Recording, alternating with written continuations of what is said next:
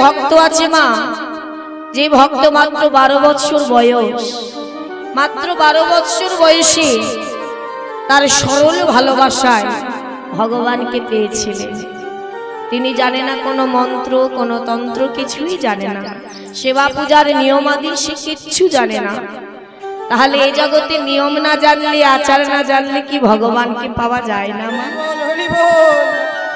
তাহলে সেই ভক্তের কথা আমরা একটু শুনবো, যে শুধু তারই সেই শিশু বয়সের ভালোবাসায় ভগবানের চরণ প্রাপ্তি হয়েছে। তারই পিতা সারা জীবন ধরে গোবিন্দ সেবা করলো, সারা জীবন ধরে তাকে সেবা দিল, কিন্তু তার পিতার ভাগ্যে ভগবানের দর্শন হলো না।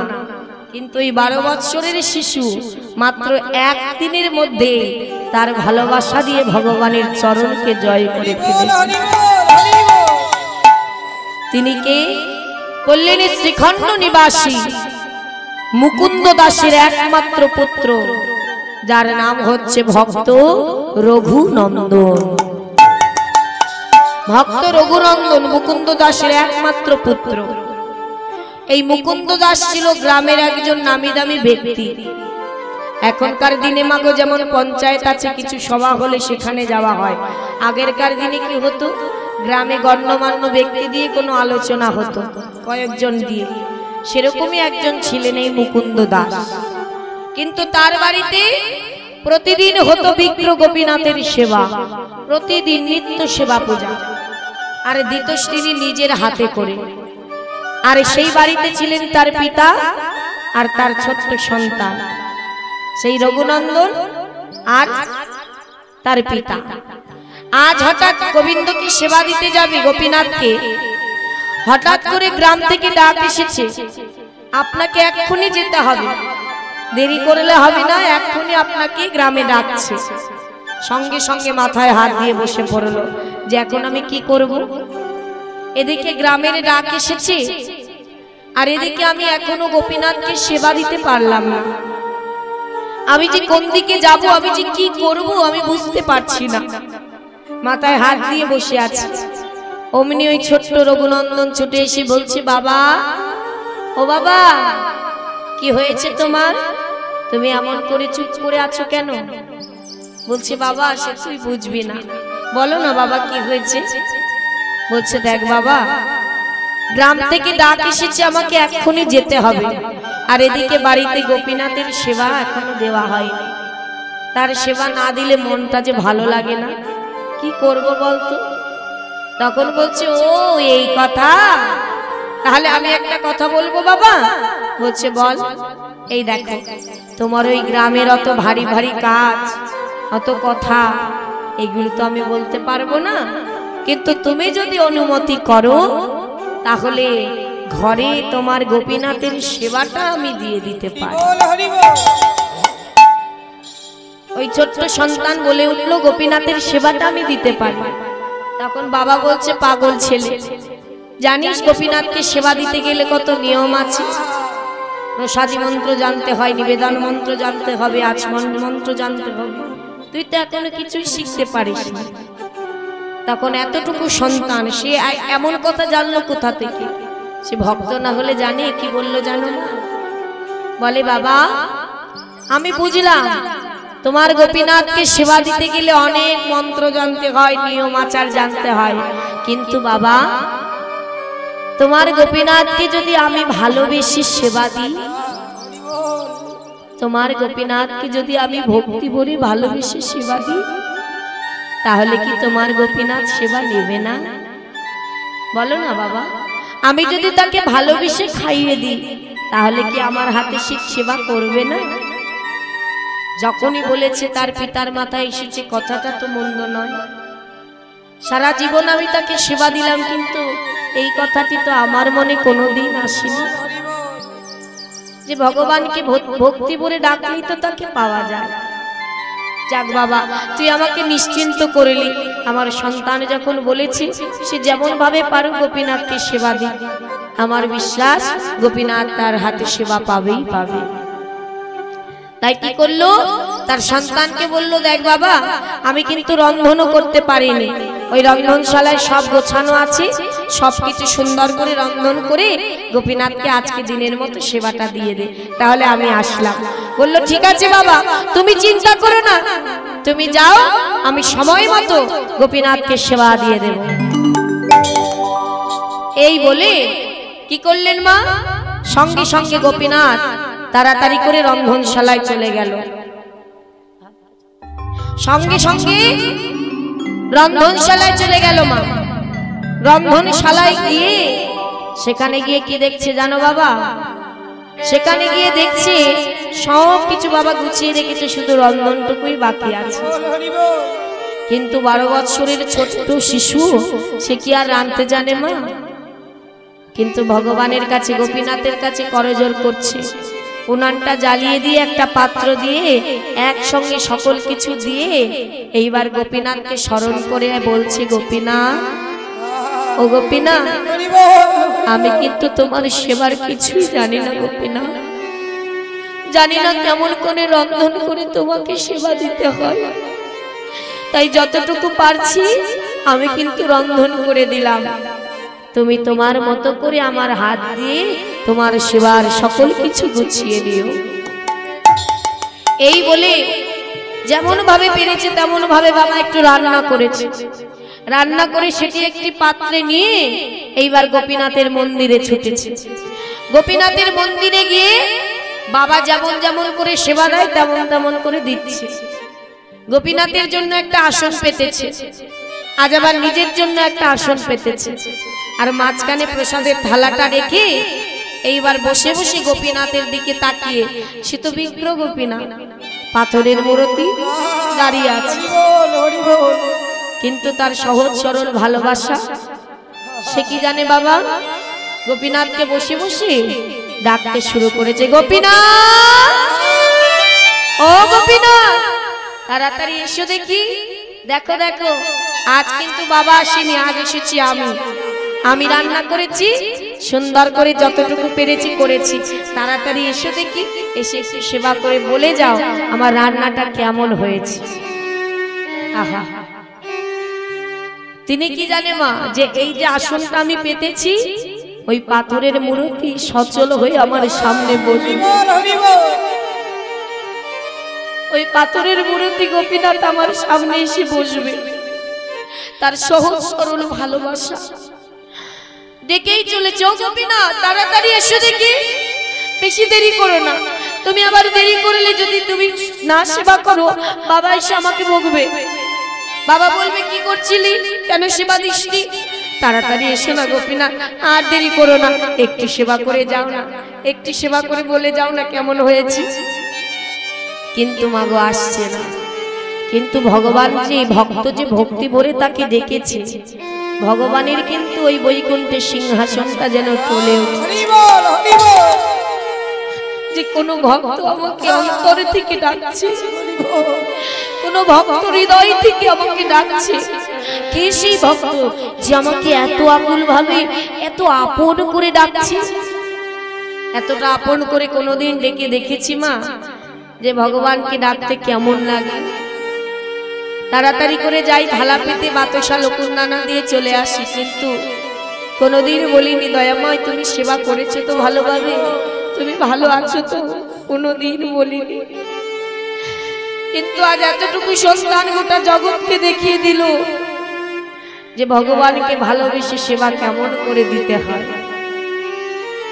তাই আজ কি করলো, বারবার ডাকছে মা, কিন্তু সে আসে না, আবার যাচ্ছে, ও গোপীনাথ কেন এত দেরি করছো, চলে আসো না গোপীনাথ, এই দেখো তোমার জন্য কখন থেকে আমি বসে আছি, এত দেরি করলে হয়, কিন্তু আসছে না। পিছনের দিকে তাকিয়ে দেখছি বাবা দরজাটা খোলা।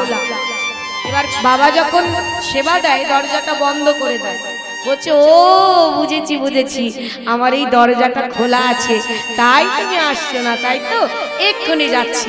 এই বলে ছুটে গিয়ে বাবা দরজাটা বন্ধ করেছে। দরজাটা বন্ধ করে এইবার বলছে না আর দেরি করো না তো, এইবার এসো, কখন আমি রান্না করে এনেছি, এত দেরি করলে হয়। কিন্তু মা ভগবান তো আসছে না, ভগবান শুধু উপরে বসে বসে তিনি দর্শন করছে। বৈকুণ্ঠে বসে তিনি খালি সকল কিছু দেখছে যে এমন ভাবে কোনো ভক্ত আমাকে ভালোবাসতে পারে, এত আপন করে ডাকতে পারে। সেবা দিয়ে নিজে বসে বসে আমাকে ডাকছে, আমি আসবো কখন আমাকে সেবা দেবে। সেবা দিয়ে আমরা দৌড়ে ছুটে চলে যাই, আর সে বসে আছে, আসো না এসো না। কিন্তু এবারে যখনই আর আসছে না, তখন রঘুনাথের খুব রাগ হয়ে গেছে। বাবা, ও তার মানে তুমি আসবে না, তাই তো? এত কষ্ট করে আমি রন্ধন করেছি, কোনোদিন রান্না করিনি, আজ এত কষ্ট করে তোমার জন্য রান্না করেছি, তাও তুমি আসছো না। এই দেখো, আমি তোমাকে বলে দিচ্ছি, ভগবানের সামনে গিয়ে আঙুল তুলে তুলে বলছি, আমি তোমাকে বলে দিচ্ছি, তুমি জানো আমি যখন সেবা না করি আমার বাবা কি করে? আমাকে ওই লাঠির ভয় দেখিয়ে দেখিয়ে আমাকে খাওয়ায়। আজ তুমি যদি না আসো তাহলে কি করব জানো? অমনি ঘরের বাইরে চলে গেছে বাবা। ঘরের বাইরে গিয়ে খুঁজে খুঁজে একটা লাঠি জোগাড় করেছে। ওই লাঠিটা জোগাড় করে ওই লাঠিটা এনে ভগবানের সামনে ধরেছে। গোপীনা, তুমি যদি এক্ষুনি না আসো না, এই যে দেখেছো আমার হাতে লাঠি, এই লাঠিটা দিয়ে কি করব জানো? এই লাঠিটা দিয়ে আমি তোমাকে মেরে মেরে নিয়ে আসবো, মেরে মেরে নিয়ে আসবো। কতটা আপন ভাবলে তার অঙ্গে লাঠি ধরা যায় বাবা। স্বয়ং ভগবান গোটা বিশ্ব ব্রহ্মাণ্ডের মালিক, তার অঙ্গে লাঠি তুলেছে, তার কিঞ্চিত ভয় নাই। কারণ সে তো জানে যে আমি যেমন আমার পিতার একটি সন্তান, গোপীনাথ আমার পিতার একটি সন্তান। সে জানে সচল মূর্তি এসে নিজে এসে নিজের হাতে সেবা করবে, তার দৃঢ় বিশ্বাস, তাকে আসতেই হবে। আর ভক্তের ভক্তি যদি দৃঢ় হয় বাবা, সে যদি ভগবানের সামনে গিয়ে এতটা দৃঢ়তা ভাবে তাকে ডাকতে পারে, ভগবান কিন্তু আর বসে থাকতে পারে না। ভগবান সেই ভক্তের কাছে আসতে বাধ্য, তাকে আসতেই হবে। আজ যখন ওই লাঠিটা ধরেছে, লাঠি দিয়ে যখনই আঘাত করতে যাবে, ভগবান এসে অমনি ওই পাথরের মূর্তি দিয়ে সচল হয়ে তার হাতটা চেপে ধরেছে। রঘুনন্দন, ভগবান সচল হয়েছে ওই মূর্তি থেকে। আরে তার হাত চেপে ধরে বলছি, রঘুনন্দন আর আমাকে মারতে হবে না, এই দেখো আমি চলে এসেছি। তুমি আমাকে এত ভালোবেসে ডাকলে আমি না এসে পারি বলো? এই দেখো আমি চলে এসেছি। ও দেখেছো, এতক্ষণ আসছিলে না, যেই লাঠির ভয় দেখিয়েছি অমনি চলে এসেছে, ভালো হয়েছে। নাও দেখি এইবার বসো, তাড়াতাড়ি বসো। এইবার ওই পাতা আসন দিয়েছে ভগবানকে বসতে, নিজে একটা আসনে বসেছে, আর সামনে ওই প্রসাদের থালাটা দিয়ে বলছে, একটু সেবা করে বলো তো কেমন হয়েছে। আজ কিন্তু আমি রান্না করেছি, বাবা করেনি। বলছি ঠিক আছে। ভগবান কি করেছে, আজ সেই থালা থেকে অল্প অল্প করে প্রসাদ তুলে বদনে যখনই দেয় আর বলে, কত শান্তি, কত তৃপ্তি এই প্রসাদে। এমন প্রসাদ, এত ভালোবাসার প্রসাদ, এত ভক্তি মাখানো প্রসাদ যেন কতদিন আমি খাই না। এত ভালোবেসে এত আপন করে আমাকে তো কেউ ডাকে না। তুমি আমাকে এত ভালোবেসে খাওয়াচ্ছ, সেবা করাচ্ছ, আমি খুব খুশি হয়েছি। একটু একটু করতে করতে বাবা ভগবান প্রায় প্রসাদের থালা সব সেবা করে ফেলেছে। এতটুকু বাকি আছে, এতটুকু পড়ে আছে। তখন রঘুনন্দন তো ছোট, তিনি মনে মনে ভাবছে প্রতিদিন তো বাবা যখন প্রসাদ নিয়ে আসে তখন তো আবার প্রসাদ ঘরেও নিয়ে যায়, আর সেই প্রসাদ আমিও সেবা করি, বাবাও সেবা করে। তাহলে আজ এমন কি হলো গোপীনাথের যে একটু একটু করে সব সেবা করে নিচ্ছে? ও তাহলে আজ বুঝি আমার কথা, বাবার কথা তার মনে নেই, আর মনে হয় বেশি ক্ষুধা পেয়ে গেছে, তাই খেয়ে ফেলছে। তাই কি করেছে, অমনি এতটুকু রয়েছে বলছে, তখন হাতটা চেপে ধরেছে, দাঁড়া। ভগবানের হাত চেপে ধরেছে, দাঁড়া। বলি, ও গোপীনাথ, তুমি দেখি একটু একটু করে সব খেয়ে দিচ্ছ, তোমার কি মনে নেই আমি খাইনি, আমার বাবা খাইনি, আমাদের জন্য একটু রাখবে না? ও আমি না ভুলেই গিয়েছিলাম, এত সুন্দর অমৃত পেয়ে আমার মনেই ছিল না কারো কথা। ভক্ত তুমি খাবে, এই নাও এতটুকু তোমাকে দিলাম, এটা তুমি সেবা করো। বাবার ভাগ্যে কিন্তু আর হলো না, যতটুকু ছিল ওই সন্তান কি করলো, সেই প্রসাদটুকু রেখে দিল। ভগবান আবার আচমন করে সেই পাথরের মূর্তিতে তিনি মিলিত হয়ে গেল। আর সেই প্রসাদটুকু আনন্দ মনে আজ গোপীনাথ রঘুনন্দন সেবা করল। সেবা করে ওই থালাটি মার্জন করে ধৌত করে তুলে রেখেছে। কিছুক্ষণ পরে তার পিতা ঘরে এসেছে। ঘরে এসে বলছে, রঘুনন্দন, ও রঘুনন্দন। এই তো বাবা। কিরে বাবা, আজকে গোপীনাথকে সেবা দিয়েছিলি? বলল, হ্যাঁ দিয়েছিলাম। তা ওই দেখি একটু প্রসাদ দে তো বাবা, সারাদিন এত কষ্ট করেছি, আমার ক্ষুধা পেয়ে গেছে, ক্ষুধা পেয়ে গেছে, একটু প্রসাদ দে। তখন বলছে, বাবা প্রসাদ, প্রসাদ তো নেই। সে কি কথা, প্রসাদ নেই মানে? বলি বাড়িতে কেউ এসেছিল? বললো না তো। বলি তোর সখারা এসেছিল? না। তাহলে প্রসাদ কি করেছিস?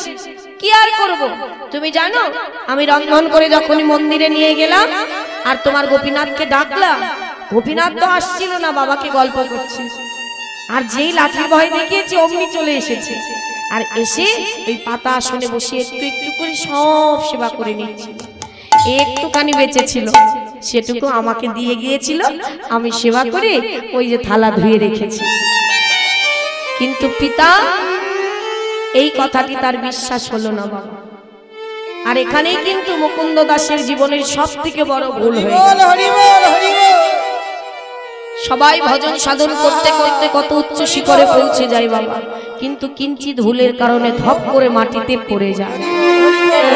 গোবিন্দ দর্শন ভুলের কারণে, একটু কারণে আর হয় না। তাহলে আজ মুকুন্দ দাসের হলো সেই অবস্থা। তিনি মনে মনে বিশ্বাস করতে পারলেন না যে, তিনি কি বললো বাবা, সারা জীবন গোপীনাথকে সেবা দিয়ে আসলো, আর সেই গোপীনাথকে বিশ্বাস না করে বলে পাথরের মূর্তি, সে কি সেবা করতে পারে? সে তো পাথরের মূর্তি, সে তো দাঁড়িয়ে থাকে, সেই কি করে সে সেবা করবে? না না না, আমি ওর কথা বিশ্বাস করি না। আমার মনে হয় ছোট তো, নিজের ক্ষুধা পেয়েছে, মনে হয় নিজেই সেবা করে নিয়েছে, আমাকে মিথ্যে কথা বলছে ভয়। কিন্তু এই পথে তো সন্তানকে হাঁটতে দেওয়া যাবে না। তাহলে কি করতে হবে?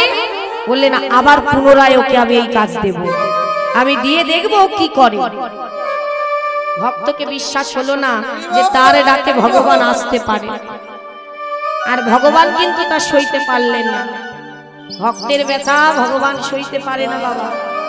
সইতে না পেরে পরের দিন কি করলেন, তার পিতা আবার একটি থালা করে কয়েকটি নাড়ু তাকে দিয়েছে, থালা ভর্তি করে নাড়ু। নাড়ু দিয়ে বলছে, বাবা এই দেখ, আজকে আমার আবার ডাক এসেছে, এই নাড়ু কটা নিয়ে আজও তুই গোপীনাথকে সেবা দিবি। তার তো মনে বড় আনন্দ, বাবা আজও সেবা দেব, কত আনন্দ।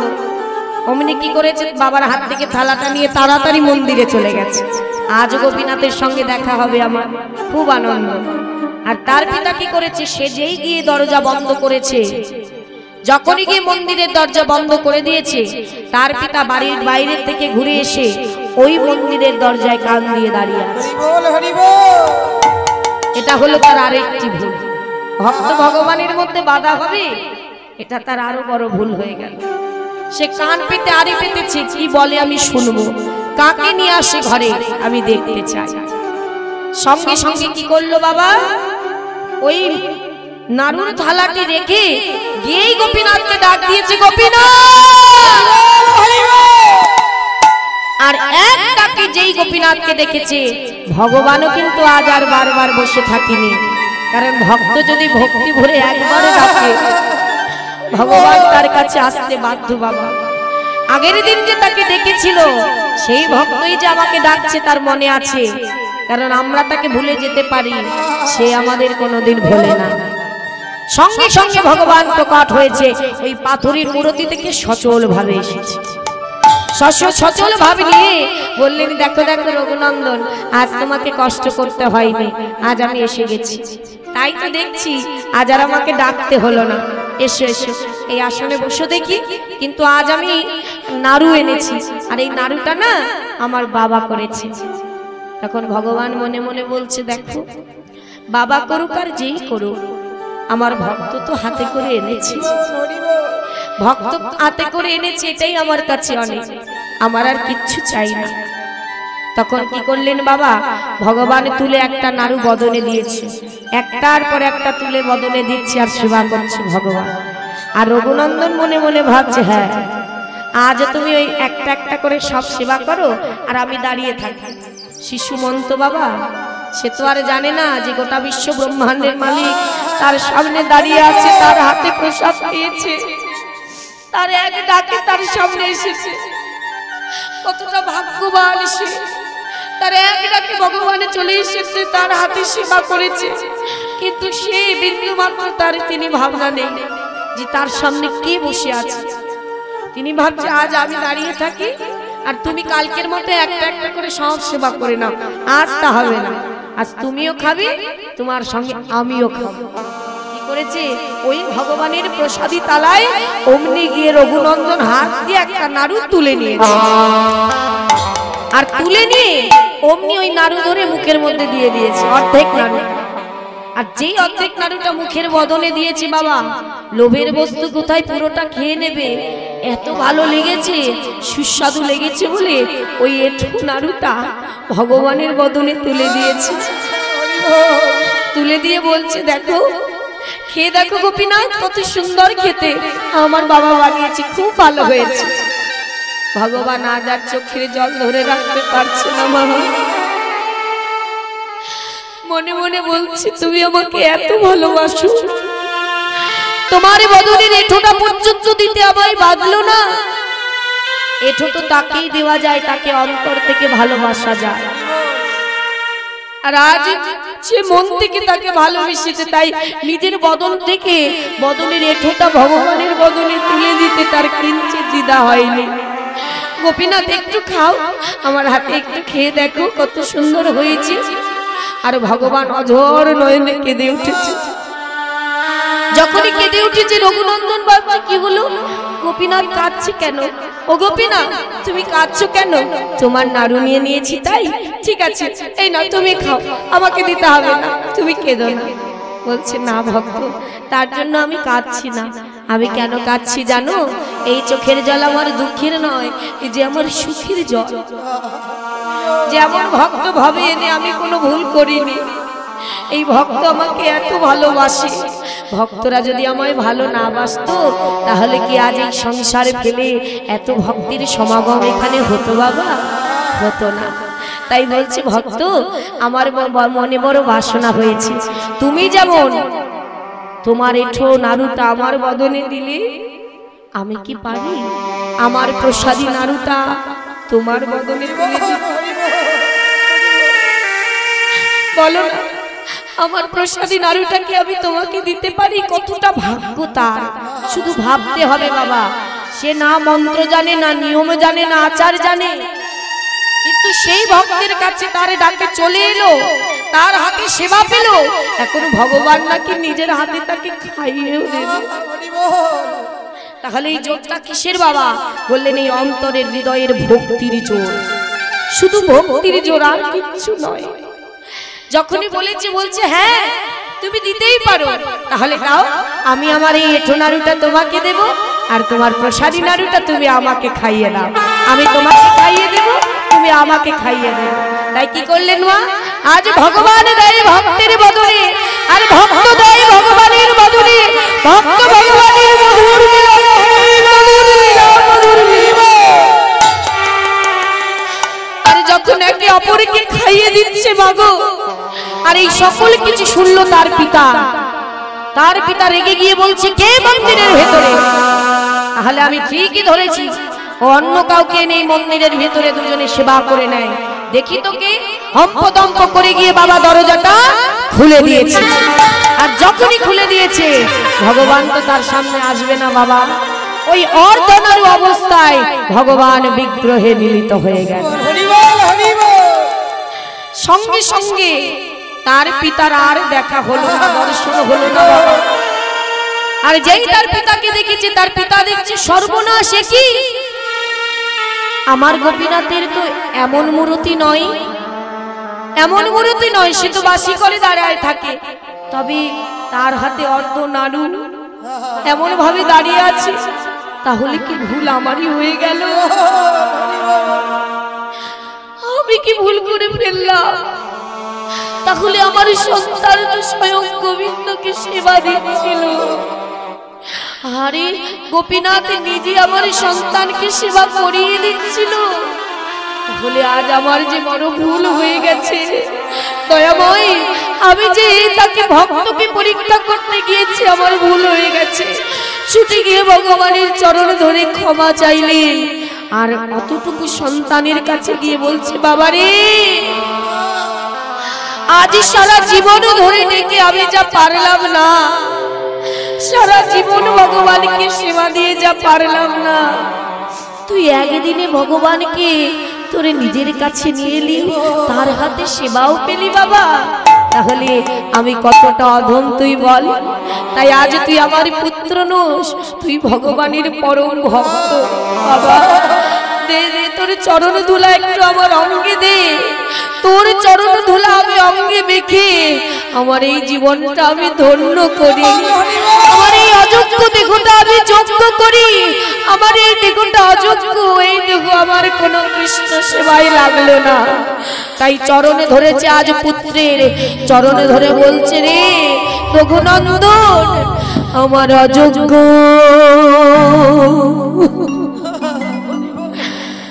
দেহ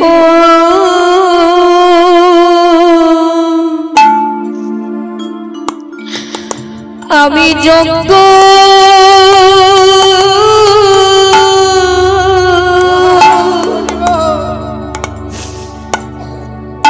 যোগ্য করি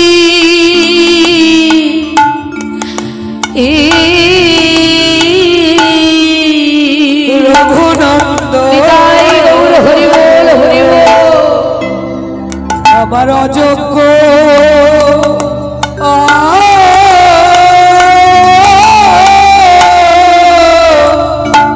অযোগ্য দেহ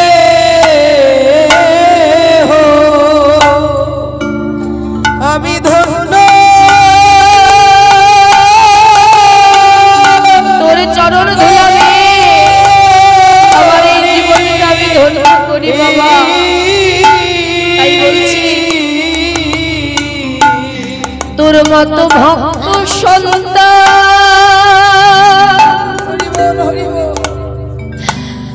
আমি জড়াই ধরি,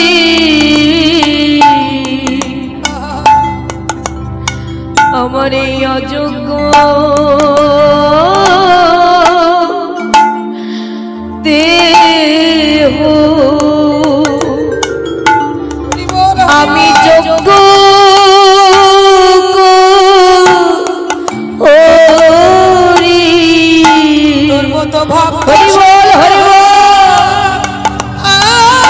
ভক্তের সেই চরণ ধুলা এই হরিবাসরে চরণ ধুলা থেকে জীবন ধন্য করো। বিদায় গৌর হরি বল।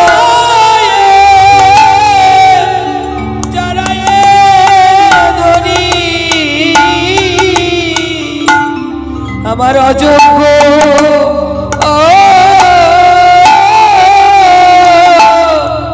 অযোগ্য দেহ আমি ধন্য করি।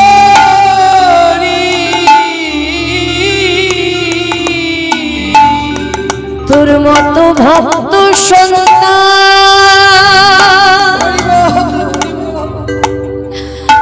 আমি জড়াই ধরি,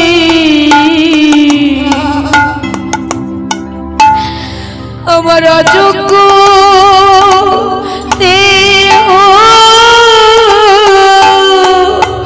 আমি যোগ্য